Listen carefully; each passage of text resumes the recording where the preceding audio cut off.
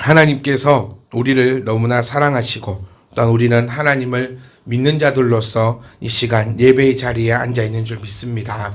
그리고 이 시간은 하나님께서 하나님을 믿는 하나님의 백성들에게 하나님의 백성이면 어떻게 살아가야 하는지에 대해서 우리에게 알려주고 또 들려주시고 깨닫게 하시는 그 귀하고 복된 시간임을 우리가 기억하시고 말씀이 즉 이 가르침이 나를 변화시키기에 부족함이 없다는 것을 우리가 아셨으면 좋겠어요.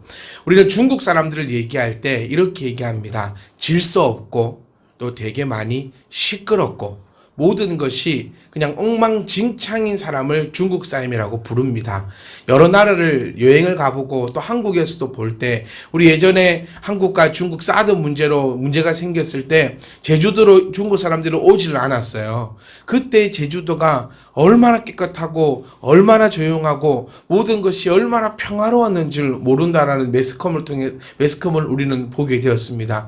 지금 일본은 여러분 초토화랍니다. 매스컴에서 뭐라고 얘기하냐면 한국 사람들이 일본에 관광을 가지 않으면서 일본은 중국에게 관광객들을 유치하기 위해서 많은 노력을 기울였고 그 효과로 중국 관광객들이 일본으로 많이 가게 되어서 그 일본이 지금 시끄럽고 온 거리에 쓰레기가 나돌고 하여튼 막 너무너무 더럽고 모든 것이 초토화가 되어가고 있다는 그런 매스컴을 또 통해서 들어보게 됩니다.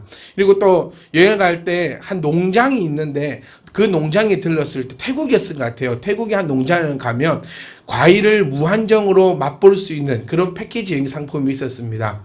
근데 우리가 가기 전에 그 앞에 중국 사람들이 거쳐 지나가가지고 과일이 하나도 남지 않았어요. 뒷사람을 전혀 생각지 않는 우리 아시아나 항공이 불시착했을 때도 빨리 탈출해야 되는 상황에서도 자기 짐을 챙겨서 내려가려고 난리를 쳤던 사람들이 바로 이 중국 사람들입니다. 우리 중국 베이징 올림픽을 할 때 중국 당국에서 모든 그 인민들을 통해서 교육시켰던 게 뭐냐면 위통 벗지 말라고. 중국으로 가면 중국 사람들은 다 위통을 다 벗고 있어요. 이 야만인적인 행위 온 세계에서 중국에 들어올 때 위통 벗지 말라고 그만큼 강력하게 공산당의 그 권력을 이용해서 하고 했는데도 다 위통을 벗고 있었다라는 그런 카드라 통신을 통해서 우리는 소식을 접할 수 있었습니다. 그걸 통해서 저는 이렇게 생각했어요. 아, 중국 사람들은 안 되는가 보다. 원래 이 사람들은 이런가 보다. 이런 생각들을 가지고 있었거든요.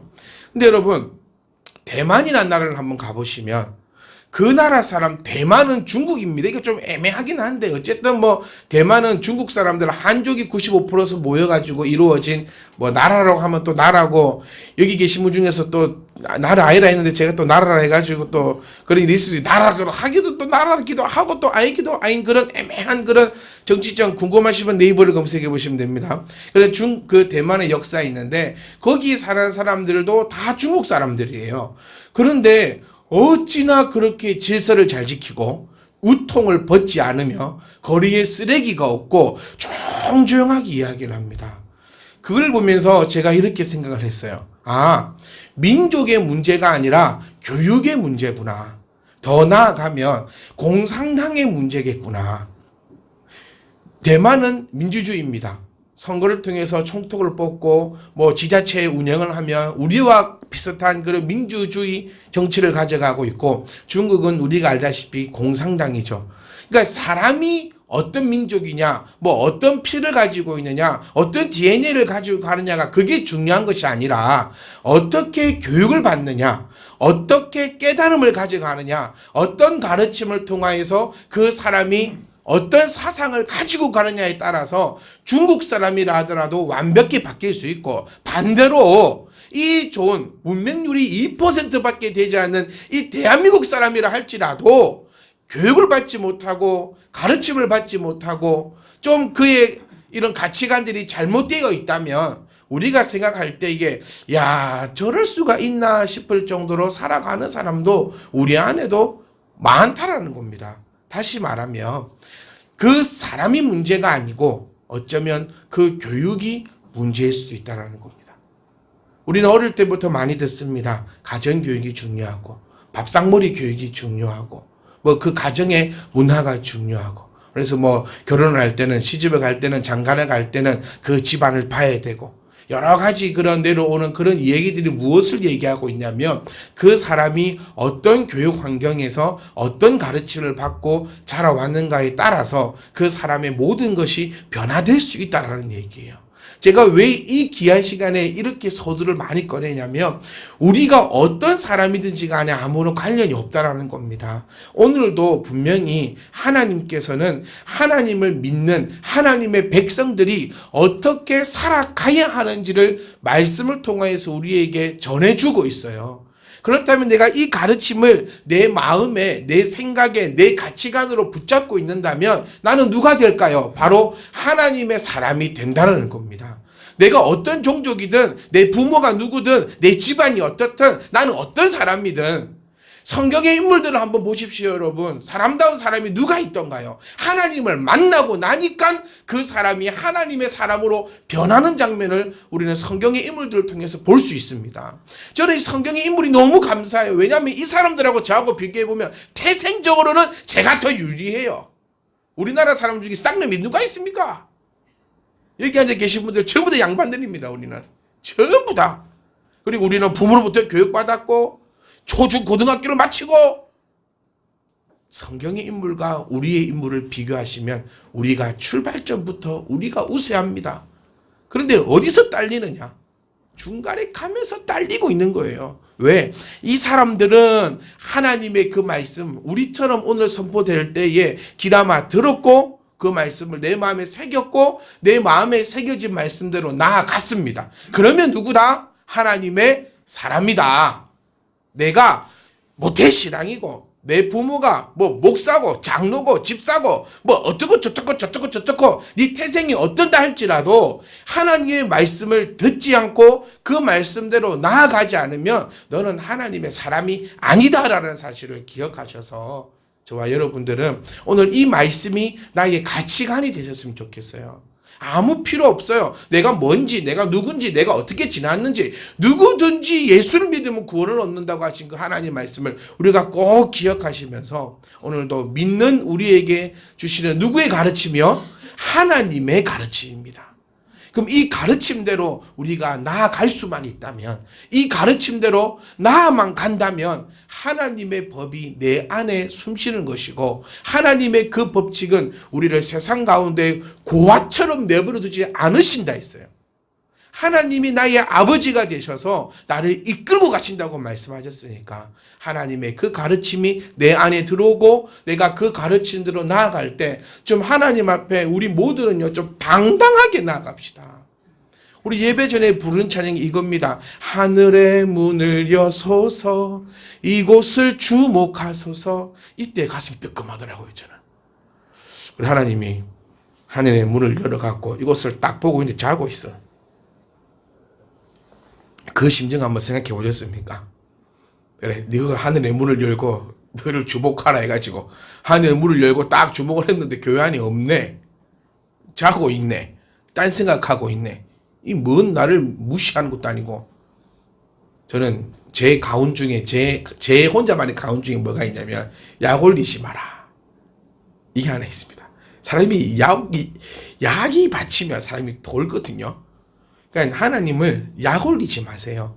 우리 분명히 여러분 다 찬양했습니다. 하늘의 문을 열시고 이곳을 주목하라고 우리가 얘기해서 하나님이 우리 말을 듣고 받는데 딴짓을 하고 있으면 하나님을 약 올리는 거예요. 사람이 약이 받치면 안 하던 행동이 나오는 것이 약 받는 행위니까 여러분 오늘도 주목하셔서 하나님께서 우리에게 주신 이 가르침을 저와 여러분이 받아 누릴 수 있기를 간절히 소망합니다. 야고보서 4장 말씀을 우리는 몇 달 전에 같이 했었습니다. 그런데 이제 또 절기가 오고 하면서 이 말씀을 잠깐 내려놨었는데 4장 1절부터 6절 말씀에 우리 한마디로 얘기하면 세상과 친구가 되는 것은 하나님과 원수가 되는 것이다 라고 했어요. 이게 하나님이 우리에게 가르쳐준 가르침입니다. 그거를 다르게 하면 저는 이렇게도 제목을 정해봤어요. 하나님과 원수 되는 방법. 간단합니다. 하나님과 원수가 되고 싶으시면 세상과 벗하시면 됩니다. 그럼 반대로 하나님과 가족이 되는 방법은 세상과 원수가 되면 되는 거예요. 거기에 대해서 계속해서 설명합니다. 하나님은 그런즉 너희는 누구한테 복종해라? 하나님 앞에 복종하라는 겁니다. 이 말에 참 많은 의미가 담겨 있어요. 무슨 얘기냐면 하나님 앞에서만 복종하라는 거예요. 다르게 얘기하면 세상 그 어떤 것에서도 복종하지 마라. 다시 얘기하면 세상 그 어떤 것에서도 무릎 꿇지 말고 비참해지지 말라는 겁니다. 우리는 누구의 자녀입니까? 하나님의 자녀입니다. 하나님의 자녀가 하나님이 나의 아버지 되신데 하나님의 자녀된 우리들이 세상 가운데 그들에게 복종하고 짓밟히고 엎드려져 있으면 하나님 얼마나 열받겠습니까? 이건 하나님이 우리에게 하시는 명령이에요. 우리는요, 세상 그 어느 곳에서도 엎드려져서는 안 된다라는 하나님의 강력한 음성이라는 겁니다. 우리는 그 어떤 곳에도 복종하지 말고 오직 하나님께만 복종하라고 하나님은 우리에게 강력하게 말씀하고 있는 겁니다. 여러분, 어디에 지금 짓눌려 있습니까? 하나님께만 복종하십시오. 지금 어디에 복종하려고 벌벌벌 떨고 있습니까? 하나님만 복종하시면 이 모든 것은 다 해결된다는 것이 하나님 나라의 법입니다. 하나님의 나라의 법은 하나님께만 복종하는 겁니다. 하나님의 백성은 하나님의 법을 따를 것이요, 하나님의 백성이 아닌 자들은 그 세상의 법을 따라야 합니다. 로마에 가면 어디 법을 따라라? 로마의 법을 따라라는 말이 있듯이 하나님 나라에 오면 하나님의 법을 따르면 되는데 하나님의 법은 어렵지 않습니다. 하나님을 복종하면 됩니다. 그러면 모든 것은 하나님께서 인도하실 것이라는 것이 하나님의 법입니다. 즉 하나님께 복종할지어다. 이 말은 하나님 외에 그 어떤 것도 두려워하지 않기를 바라는 하나님의 음성인데, 자, 하나님께 복종하려고 할 때 가장 큰 걸림돌이 있는데 이게 뭐냐면 바로 이 마귀라는 것이에요. 마귀. 하나님께 복종하는 사람들은 마귀를 어떻게 해라? 대적하라라고 되어 있습니다. 대적. 이거를 좀 우리말로 순화시켜 보면 대항이라고 표현할 수 있어요. 대적하다, 대항하다는 말은 마귀와 싸우라는 얘기입니다, 여러분. 그러면 우리 지금 이 내 옆에 지금 마귀가 보입니까, 여러분? 마귀는 지금 내 눈에 보이지 않아요. 마귀가 피 흘리고 있고 우리가 생각하는 그 귀신의 모양대로 지원아 이리 와라 이러면 아무도 안 갑니다. 그런데 누가 마귀 앞에, 귀신 앞에 무서워가지고 그렇게 달려갈 사람이 누가 있습니까? 그런 의미가 아니라 이 마귀는 누구일까요? 우리 지난주 말씀 스스로 조심하라. 마귀는 곧 누구다? 바로 이 내가 될 수 있다라는 거예요. 우리 요한복음 8장 44절 말씀을 보시면 이런 말씀이 나옵니다. 마귀를 딱 얘기하는데 이 마귀는 욕심이라고 지칭하고 있습니다. 아비의 욕심을 너희도 행하고자 한다. 보세요. 너희는 너희 아비 마귀에게서 났으니 너희 아비의 욕심을 너희로 행하고자 한다. 즉 마귀의 특징은 뭐냐면 바로 이 욕심입니다. 내 안에 있는 이 욕심이 나를 하나님께로 다가가지 못하게 하고 있다는 거예요. 욕심 안에는 여러 가지를 배포할 수 있습니다. 질투, 시기심, 우리가 미워하는 그 모든 것들, 우리가 이미 알고 있는 그 잘못된 것들, 제가 설명 안 들어도 다 알고 있는 그 모든 것들이 바로 이 욕심 안에 들어있는데 이 욕심이 바로 이 마귀로부터 났다는 거예요. 첫 번째 마귀가 누굽니까? 바로 이 뱀이지요, 뱀. 그리고 이 뱀의 유혹에 넘어진 게 누굽니까? 우리가 알다시피 아담과 하와입니다. 그러면 뱀은 무엇으로 건드렸습니까? 인간의 욕심으로부터 건드리는 거예요. 그러니까 인간은 이 욕심을 또 가지고 있었어요. 그러니까 이 욕심에 의해서 하나님의 법을 깨트려 버렸던 게 아담과 하와라는 겁니다. 즉 하나님께서는 하나님께 복종하고자 하는 자들은 이 마귀를 대항해야 한다. 즉 다시 말하면 이 욕심을 대항해야 한다. 욕심과 싸워야 한다. 그러면 어떻게 되느냐? 마귀가 피한다. 다시 말하면 마귀가 도망간다라고 이야기하고 있어요. 이걸 한번 정확하게 우리가 쉽게 한번 풀어봅시다. 하나님께 복종하래요. 하나님께 복종하는 사람들은 정말 쉽게요. 하나님을 믿는 사람들일까요? 부처님을 믿는 사람들일까요? 너무 쉬워서 어이가 없습니까? 좀 긴장하셨는데 저는 어려운 거 안 여쭤봅니다. 자, 다시. 하나님께 복종하는 사람은 하나님을 믿는 사람들일까요? 부처님을 믿는 사람들일까요? 네, 그렇지. 그래. 예원이도 알면 다 알죠, 이제. 하나님을 믿는 사람들이 하나님께 복종하는 사람들. 그럼 이 하나님을 복종하는 사람들에게 가장 큰 문제가 있는데 바로 마귀다. 아담 옆에도 마귀가 있었는데 우리 옆에는 왜 마귀가 없겠습니까? 바울 옆에도 마귀가 있었는데 왜 우리 옆에는 이 마귀가 없겠어요? 근데 하나님을 믿는 사람들은 마귀를 대적하래요. 그러면 어찌 된다? 마귀가 도망간대요. 어떻게 싸우라고 말씀하고 있지 않아요. 그냥 마귀를 대적만 하면 된대요. 그러면 마귀가 도망간대요. 즉 나는 이 욕심에 이 마귀하고 같이 하지 않으려고만 하면 하나님께서 성령님께서 성령의 검으로 이 마귀를 다 무찔러서 마귀로 하여금 도망가게끔 만들겠다라는 그 말씀의 그 놀라운 의미가 바로 이 7절 한 절에 들어있다는 사실을 우리가 기억하셨으면 좋겠습니다. 요한일서 3장 8절 말씀을 보시면 마귀를 멸하여 버리신다. 누가? 하나님의 아들이. 하나님의 아들이 나타나신 것은 무슨 일을 하기 위함인가? 착각하시면 안 돼요. 예수님이 이 땅에 오신 이유는 나에게 돈벼락을 주기 위해서, 내 아픔을 치료해 주기 위해서, 나 이 문제 많은 이 아들놈의 새끼를 좀 편하게 하기 위해서 그런 거 하려고 주님이 오신 게 아닙니다. 이런 거 하려면은 복음을 싸구려로 만드는 거예요. 돈 벌려면 어디로 가라? 제가 저희 아들에게 자주 얘기하는 겁니다. 공부하려면 공장을 가라. 아니, 돈 벌려면 공장을 가세요. 좀 모르시네. 공장 가가지고 24시간 일해보십시오. 내가 공장 가서 24시간 일하면 내 처자식은 편하게 삽니다. 한 명만 희생하면 돼요. 근데 그게 집에 누구여야 된다?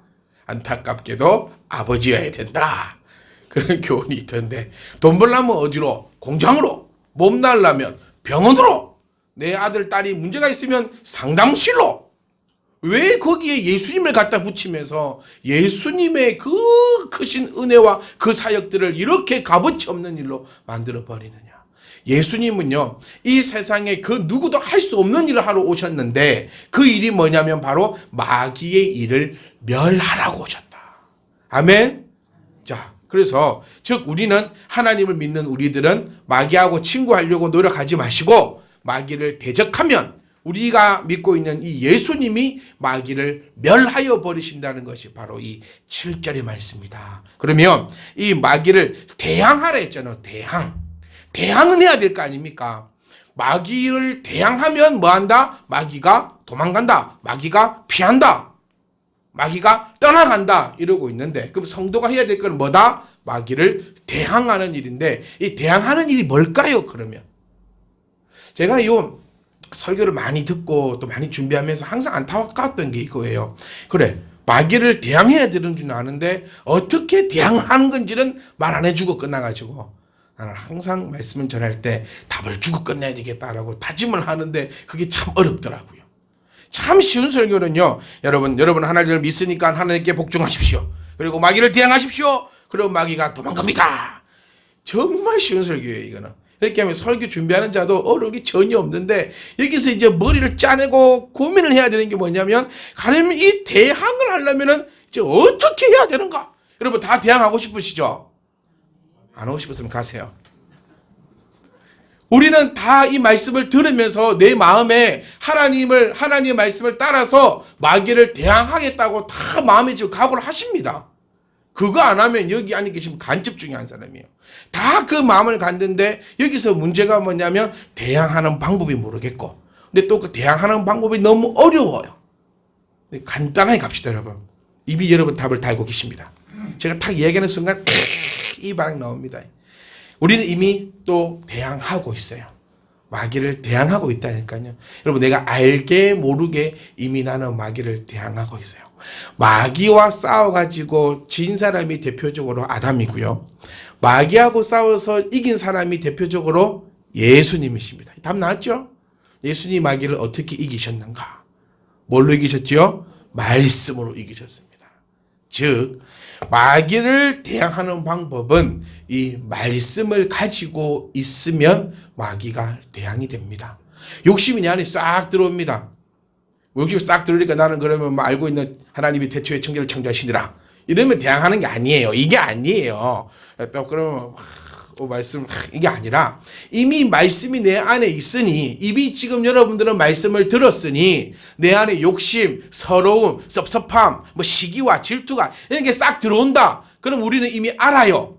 뭐를? 아하, 이거는 마귀구나.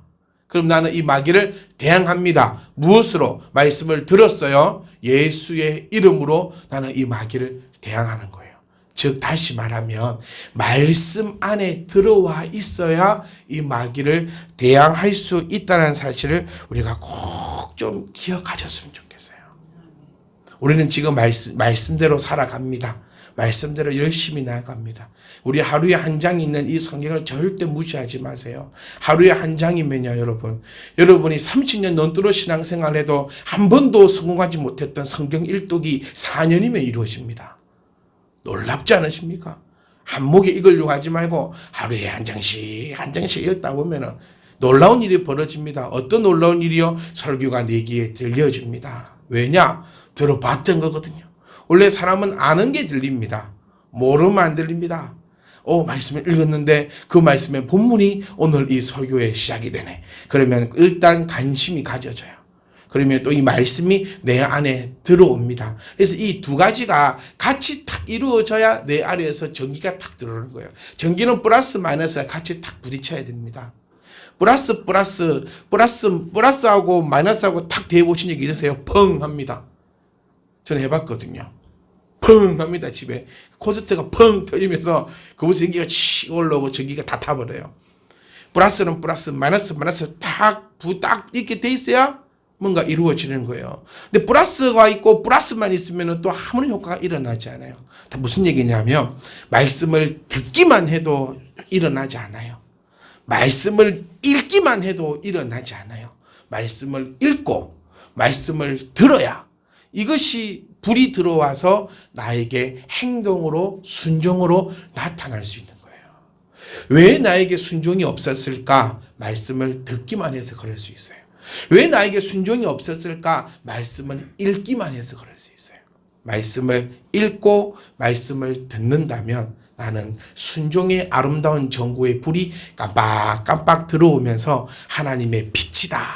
그렇게 칭함을 받을 수 있다니까요. 이 말씀이 다 이렇게 이어지는 게 저는 너무 감사해요. 너희는 세상의 빛이다. 세상에 그 빛이 되려면은 불이 들어와야 빛이 될 건데 그 불이 들어오려면 순종함인데 그 순종함은 마이너스와 플러스가 같이 있어야 불이 들어온다는 사실을 우리가 기억하셔서 이 말씀, 내 안에 가지고 있는 이 말씀을 가지고 마귀를 대항하시고 마귀를 물리칠 수 있는 저와 여러분 되시기를 간절히 소망합니다. 또 하나님께서는 하나님을 가까이 하라라고 이야기합니다. 그러면 하나님도 여러분들을 가까이 하실 것이다라고 이야기하고 있어요. 순서가 뭡니까, 여러분? 하나님을 먼저 가까이 해야 합니다. 그런데 우리는 다 도둑놈 심보를 가지고 있어요. 누가 먼저 오기를? 하나님이 먼저 나에게 오셔서 기적을 보여주기를. 우리 입에 우리 생각에 이런 얘기들이 참 많습니다. 이렇게 해주시면 내가 하나님을 이렇게 믿겠다. 근데 분명히 말씀은요, 하나님을 가까이 하랍니다. 그러면 너희를 가깝게 하시겠다는 겁니다. 억울하십니까, 여러분? 제가 이 얘기를 자주 해요. 우리 청년들하고 하면서 억울하면 니들이 목사를 하든지. 그럼 아무 말 안 해요. 그럼 억울하십니까? 그럼 하나님을 하세요. 왜 억울합니까, 이게? 하나님이 누구시죠? 창조주십니다. 우리는 누굽니까? 피조물입니다. 왜 이 관계를 착각하고 왜 하나님을 내 자식처럼 여기는지 모르겠어요. 이것만 해도 얼마나 감사한 겁니까? 가까이 오래요. 그러면 가까이 한대요. 이 얘기를 듣고도 무릎을 꿇고 눈물을 흘려야 되는 게 우리인데 이 어찌 죄인들이 교만하고 살포시 맛이 가가지고 더 나아가서 하나님 먼저 오면 내가 할게요. 이러고 있다는 겁니다. 하나님은 아쉬울 거 없어요, 여러분. 우리가 아쉽습니다. 우리가 하나님께 가까이 가야 되는 거예요. 그러면 다행히도 고맙게도 감사하게도 하나님은 우리한테 안 오셔도 되거든요, 여러분. 제가 예전에 일화로 한번 말씀드렸던 것 같아요. 다이소에 물건 사러 갔다가 그 냄새가 엄청나게 나는 그 여성분을 제가 피해가는 장면을 보면서 참 니도 인간이 제 스스로요. 참 그래 안아주지는 못해도 피해는 안 가야 될 건데 그 옆으로 나는 얼마나 깨끗하다고 그 옆으로 이 피해가는 모습을 보면서 제 스스로 아이고 인간아 참 니도 목사냐 참 그런 얘기를 많이 생각했거든요. 근데 하나님께서는 진짜 하나님이세요. 우리한테 나는 냄새가 거짓 나는 냄새보다 못할까요? 그런데 첫 번째로 하나님은 가까이 오랍니다. 누구한테? 우리한테. 냄새 벌벌 나고 있는 우리한테 피해 가지지 않고 가까이 오래요. 그러면 가까이 하시겠답니다. 지금 이제 8절도 남았고 9절도 남았고 10절도 남았는데 시간은 갔습니다. 그래서 오늘 여기까지 하고 다음 주에 또 같이 가보렵니다, 여러분. 여러분 꼭 기억하셨으면 좋겠어요. 하나님이 우리에게 가까이 하랍니다. 이게 왜 불만이죠? 왜 우리는 하나님이 먼저 오라고 그렇게 얘기하고 있죠? 참 우리가 지금 웨스트민스터의 소요리 공부를 하면서 느끼는 게 참 지식이 없다라는 사실을 우리 느끼는 것 같아요. 지혜가 없고 지식이 없으니까 하나님이 먼저 오라는 소리를 우리가 하고 있다는 겁니다. 말씀을 좀 정확하게 보세요. 하나님께서요 정말 이 더럽고 추악하고 냄새가 나도 이것보다 더 심하게 날 수 없는 우리에게 오랍니다. 여기 우리는 눈물이 안 날 수가 없어요. 여기에 우리는 무릎을 안 꿇을 수가 없어요. 여기에 하나님 감사합니다라고 얘기 안 할 수가 없어요. 이게 성도입니다. 그런데 만약 여러분 가운데 네가 뭔디 나한테 오라냐고 네가 먼저 오라 이런 생각이 있으시다면 자 마음을 찢으면서 회개하십시오. 그러니까 몇 주 전에 말씀을 통해 배웠습니다. 회개라는 것은 뼈를 꺾는 고통이라고요. 그렇게 회개하십시오. 혹시 여러분 마음속에 저는 알 수 없으나 여러분 마음속에 하나님이 이만큼 해주면 내가 이만큼 갈게요. 이 말이 그 얘기입니다. 네가 먼저 나한테 온나? 그럼 내가 너한테 가줄게. 혹시 이런 고백들, 이런 마음들, 이런 생각이 있으셨다면 뼈를 꺾는 그 고통을 감내하고서도 여러분 회개하십시오. 그리고 우리는 말씀대로 바로 볼 수 있었으면 좋겠습니다. 너무 감사합니다. 하나님이 나에게 가까이 오라 해주세요. 정말 감사합니다. 하나님이 나에게 가까이 오라 해주세요. 그럼 우리는 가면 됩니다. 무엇이 그리 대단해서 안 갑니까? 뭐가 불만이라서 하나님 앞에 감사하지 못합니까? 그러면 너무 놀랍게도 하나님이 너에게로 가겠답니다. 그냥 가까이 오는 것만으로 끝나는 게 아니고 내가 하나님 앞에 가까이 갔더니 하나님이 나에게 가까이 하겠다는 겁니다.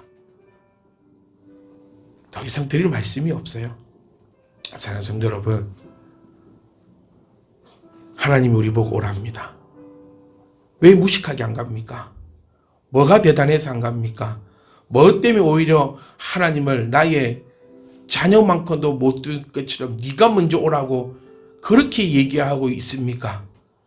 하나님을 향한 그 지식이 넘치셔서 하나님이 가까이 오라 할 때에 내가 가줄게가 아니라 정말 감사한 마음으로 하나님 앞에 가십시오. 그럼 하나님이 나를 가까이 하신답니다. 하나님을 가까이 하라. 그러면 너희를 가까이 하시리라.